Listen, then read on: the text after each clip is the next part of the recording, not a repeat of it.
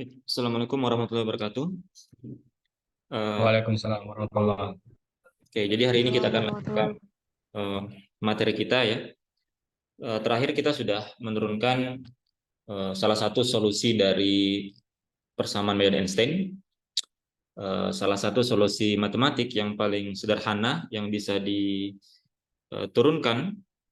yaitu solusi Schwarzschild ya. Nah, pada hari ini kita akan membahas tentang geodesik dari Schwarzschild. Oke, jadi hari ini kita akan membahas tentang geodesik dari Schwarzschild ya. Nah, kenapa kita harus membahas ini? Kenapa kita harus membahas tentang geodesik Schwarzschild? Karena kita ingin mengetahui dari solusi matematis ini, ya, kita ingin mengetahui bagaimana perilaku dari partikel atau partikel uji, misalkan planet, ya, komet,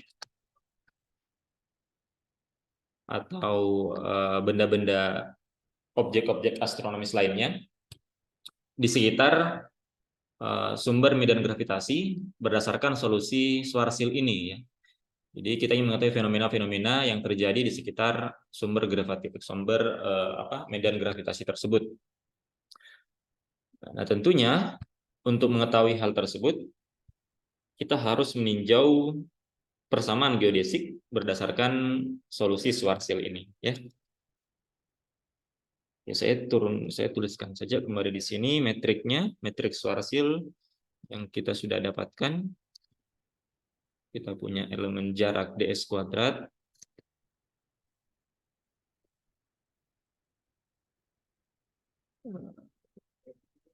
itu sama dengan minus 1 dikurang 2m per r dt kuadrat.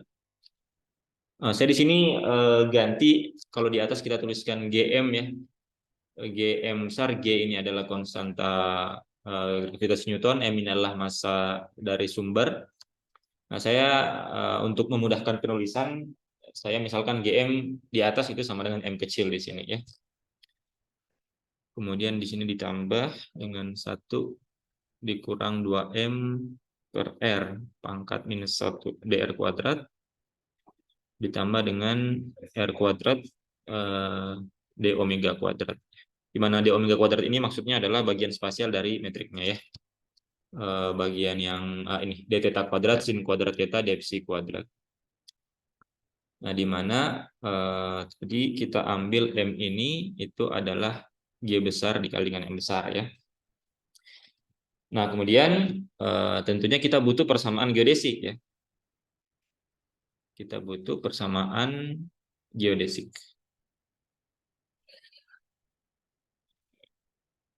Di mana saya tuliskan saja di sini, yaitu d kuadrat x mu per d lambda kuadrat ditambah gamma mu alpha beta dx alpha per d lambda dx beta d lambda sama dengan 0 ya. Nah, jadi dengan persamaan geodesik ini, dengan memasukkan metrik dari solusi Schwarzschild yang kita punya, kita bisa mendapatkan persamaan gerak dari partikel uji atau perilaku dari partikel uji di sekitar sumber medan gravitasi. Ya. Nah, kita lihat di sini di persamaan geodesik kita butuh simbol Christoffel ya, kita butuh simbol Christoffel sehingga di sini kita butuh kita butuh menghitung kembali simbol Christoffel yang tidak nol ya. Nah, tapi yang di sini kita gunakan adalah sekarang kita sudah punya metrik Schwarzschild-nya ya. Jadi bukan E nu lagi, bukan E rho lagi, E berpangkat rho. Jadi E berpangkat nu itu adalah 1 dikurang 2M per R dan E berpangkat rho itu adalah 1 dikurang 2M per R pangkat minus 1 ya. Nah, kemudian kita cari lagi simbol Christoffel-nya.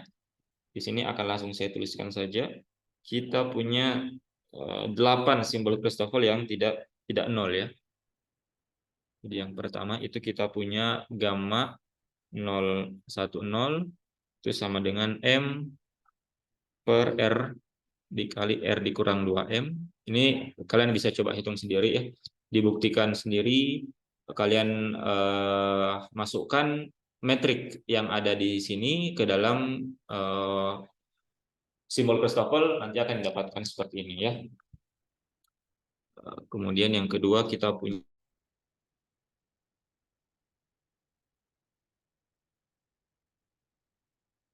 oke maaf saya tiba-tiba keluar dari,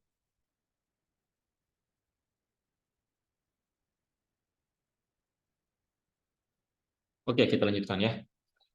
Oke, jadi kita punya gamma 111 itu sama dengan minus M per R kurang 2M. Kemudian kita punya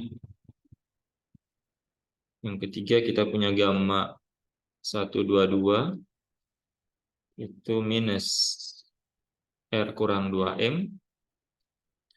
Kemudian kita punya gamma 133 itu sama dengan gamma 122 dikali dengan sin kuadrat theta. Kemudian kita punya gamma 212 atau sama dengan gamma 221. Sorry. Iya, gamma 221 dan ini juga sama dengan gamma 313 sama juga dengan gamma 331 itu sama dengan 1/R. Kemudian kita punya gamma 233 itu adalah minus sin theta cos theta. Kemudian kita punya gamma 323 itu sama dengan gamma 332 itu sama dengan kotangan theta. Dan terakhir kita punya gamma 100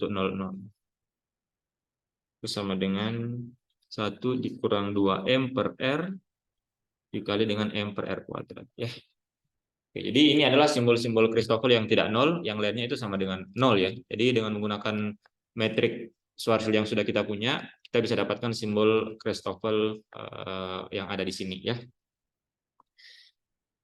Nah, selanjutnya kita mulai mencari persamaan geodesiknya ya dengan menggunakan simbol Christoffel yang ada ya.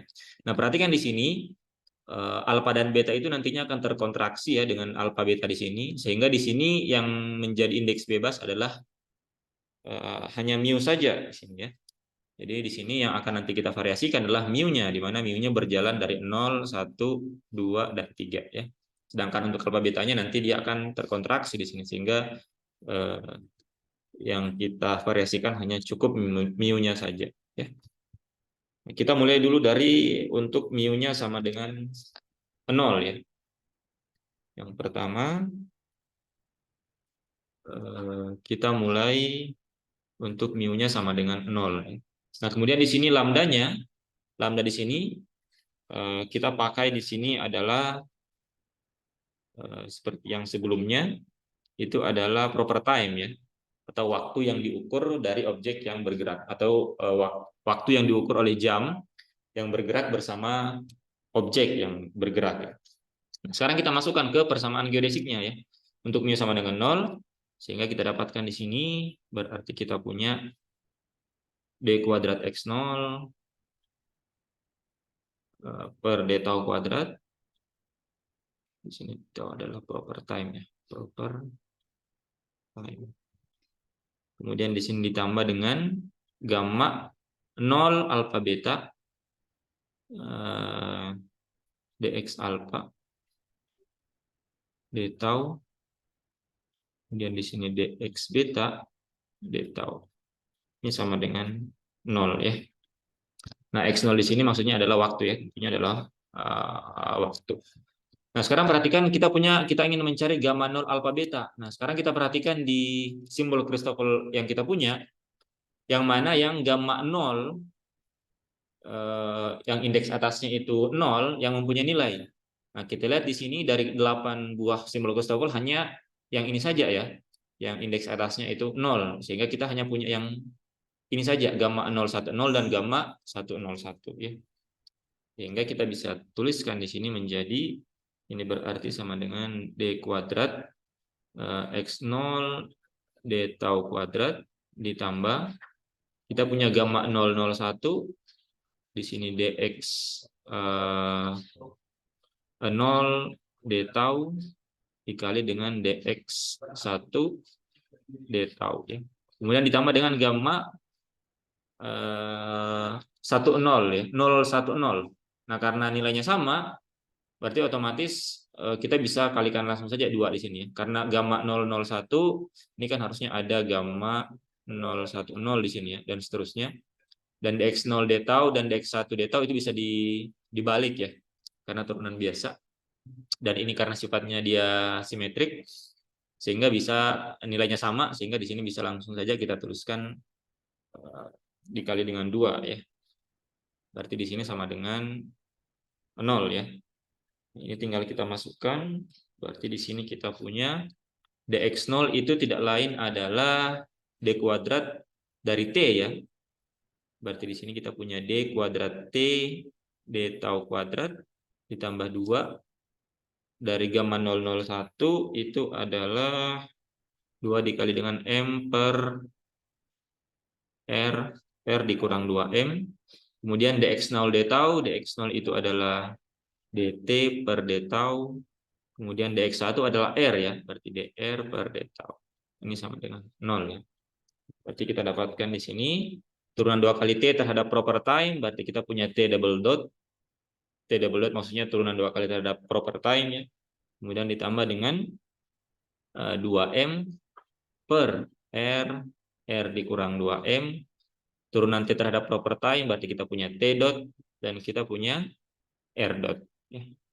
Ini sama dengan 0. Nah, jadi dari mu sama dengan 0, kita punya persamaan geodesik seperti ini ya. Jadi seluruhnya kita cari ya, mulai dari mu 0, kemudian yang kedua sekarang kita masuk ke mu 1 ya. Ini kita sebut saja persamaan 1 ya. Kemudian yang kedua, untuk mu sama dengan 2 ya. Berarti kita akan punya, atau sebentar, ini kita operasikan dulu ya. Ini kita lanjutkan dulu. Nah, dari persamaan 1 ini kalau kita kalikan dengan 1 dikurang 2m per r, ini kita kalikan dengan 1 dikurang 2m per r. Kita ingin cancel suku yang di sini ya. Berarti kita akan dapatkan di sini menjadi 1 dikurang 2m per r t double dot. Di sini ditambah, nah ini akan saling cancel ya. Ini kalau kita uraikan kan sebenarnya ini sama dengan r dikurang 2m per r ya. Ini ya. Nah, ini kalau dikalikan dengan ini berarti r kurang 2m-nya saling cancel ya. Tinggal menyisakan r kuadrat. Berarti kita punya di sini 2m per r kuadrat t dot r dot sama dengan 0 ya. Nah, perhatikan suku yang ini itu bisa kita sederhanakan penulisan turunannya ya. Suku yang ini itu bisa kita tuliskan menjadi dd tau dari 1 dikurang 2m per r t dot. Ini sama dengan 0. Jadi kalau ini kita turunkan, ini akan menghasilkan yang ini ya. Jadi kalau kita turunkan ini terhadap tau, anggap ini fungsi pertama, ini fungsi kedua. Jadi ini dikali dengan t double dot ditambah turunan ini dikali dengan t dot. Turunan ini tidak lain itu adalah 2m per r kuadrat r dot ya. Jadi ini silakan dicoba juga. Saya kira mudah ya, turunan dari dua buah fungsi nanti akan menghasilkan sama seperti ini ya. Ini sama dengan 0. Nah, perhatikan bahwa turunan sesuatu sama dengan 0, maka sesuatu itu akan otomatis adalah sebuah konstan. Dia akan konstan. Turunan sesuatu dan dia sama dengan 0, itu berarti dia akan sama dengan konstan. Artinya suku yang dalam kurung ini itu dia konstan ya. Itu bisa kita tuliskan menjadi 1 dikurang 2M per R T dot itu sama dengan kita sebut saja B ya. Di mana B ini itu dia konstan. Nah, jadi dari persamaan 1, persamaan untuk mu sama dengan 0, kita dapatkan persamaan ini ya. Ini kita sebut saja persamaan 2. Oke. Nah, sekarang kita ke mu sama dengan 1 sekarang. Kita punya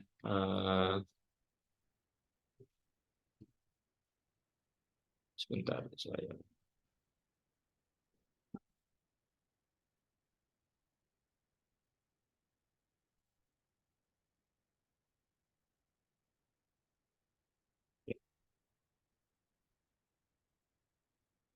Oke, kita sudah dapatkan persamaan geodesik dari mu sama dengan 0 dan kita dapatkan bentuk persamaan 2 di sini ya. Kita dapatkan suatu konstanta. Nah, sekarang kita ke yang kedua. Yang kedua itu untuk mu-nya sama dengan 1 ya. Berarti dari persamaan geodesiknya kita akan dapatkan D kuadrat X1 D tau kuadrat itu sama dengan ditambah gamma 1 alfa beta dx alfa d tau dx beta d tau ya, seperti ini. Sama dengan 0. Nah, sekarang tinggal kita lihat simbol Christoffel yang indeks atasnya itu sama dengan 1 itu ada yang mana saja. Nah, kita lihat di sini ada persamaan 2, persamaan 3, persamaan 4. Simbol Christoffel 2, 3, 4 dan yang 5 ya. Semua indeks atasnya itu 1. Ada 111, 122, 133 dan 100 ya yang mempunyai nilai. Nah, sehingga semuanya ini kita masukkan ke dalam persamaan geodesik untuk mu sama dengan 1.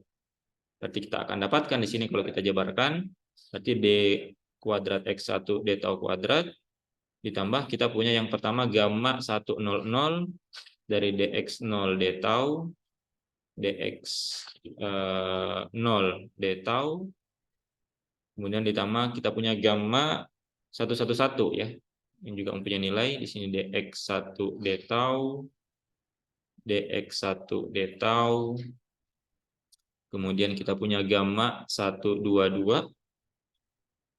dari dx2 D tau dx2 D tau, kemudian ditambah gamma 133 di sini dx3 D tau dx3 D tau. Ini sama dengan 0. Kemudian tinggal kita masukkan nilainya ya. Di sini x1 berarti kita punya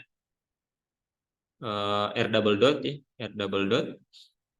Kemudian ditambah gamma 100 itu tidak lain adalah 1 dikurang 2M per R M per R kuadrat. Nah, ini adalah T dot, ini juga T dot ya, berarti T dot kuadrat. Kemudian ditambah dengan gamma 11. Gamma 111 itu adalah di sini dia minus ya. Dia minus M per R kurang 2M. Kemudian di sini R dot kuadrat ya. dx1 D tau itu R dot.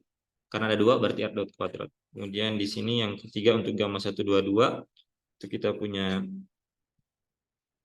R dikurang 2M T dot kuadrat. Kemudian kita punya untuk gamma 133 itu adalah R kurang 2M sin kuadrat theta C dot kuadrat. Ini sama dengan 0.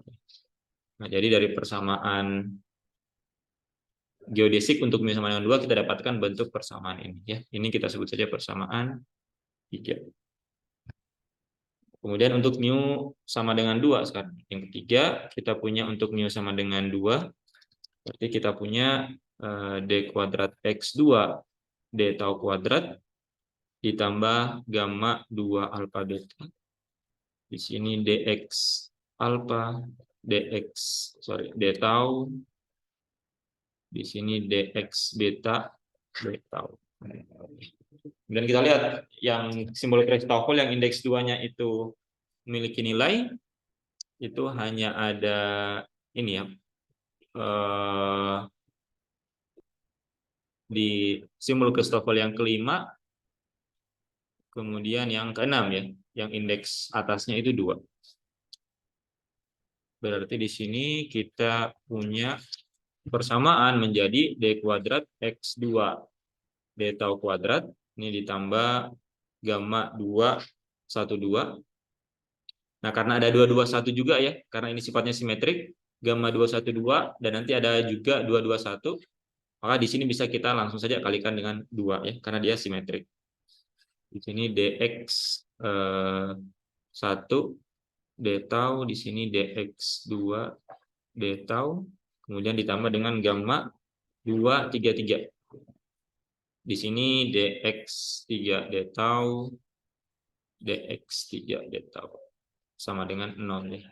Kemudian tinggal kita masukkan ya, dx2 d kuadrat x2 x2 itu adalah theta ya. Berarti kita punya di sini theta double dot, kemudian ditambah di sini menjadi 2 per r, dx1 d tau itu adalah r dot ya, dx2 d tau itu adalah theta dot, kemudian di sini dikurang sin kuadrat, sin theta cos theta dari ini adalah pi dot, berarti pi dot kuadrat ini sama dengan 0 ya. Jadi dari mu sama dengan 2 kita dapatkan bentuk persamaan geodesiknya seperti ini. Kemudian yang terakhir itu adalah untuk mu sama dengan 3. Ini kita sebut persamaan 4. Kemudian yang keempat itu untuk mu-nya sama dengan 3. Berarti kita punya d kuadrat x4 d tau kuadrat. Di sini ditambah gamma 3 alfa beta dx alfa d tau dx beta d tau sama dengan 0 ya. Nah, kita lihat kembali di sini simbol Christoffel yang indeks atasnya 3 itu ada 1 ada 2 ya. 1 2 ada 2. Kita punya gamma 313 dan gamma 323. Berarti di sini kita dapat bisa tuliskan d kuadrat x4 x3 ya, x3.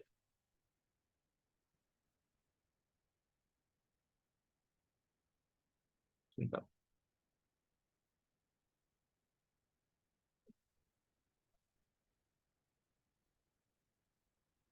Oke. Ini bukan, sebentar.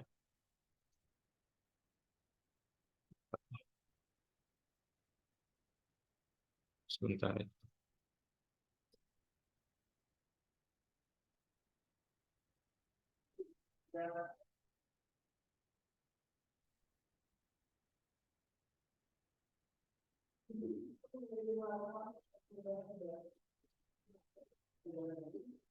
Sebentar, ini tiba-tiba.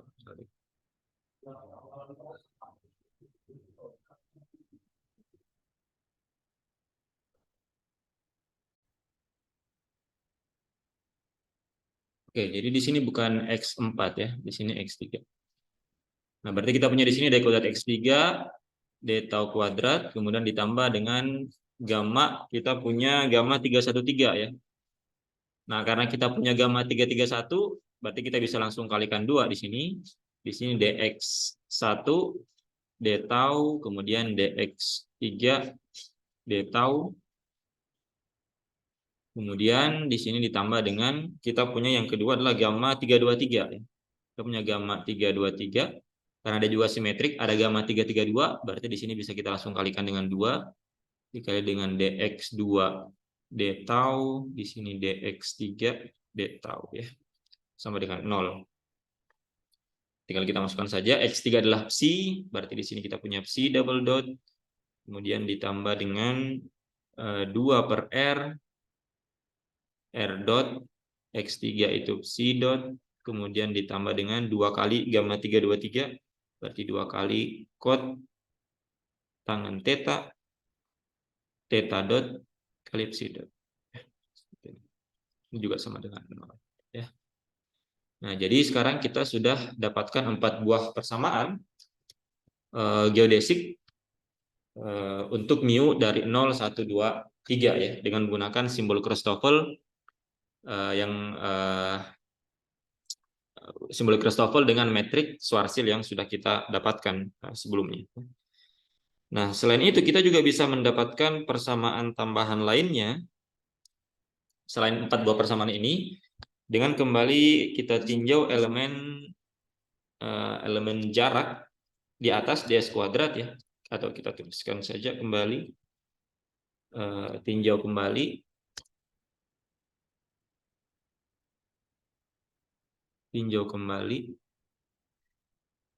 ds kuadrat di atas,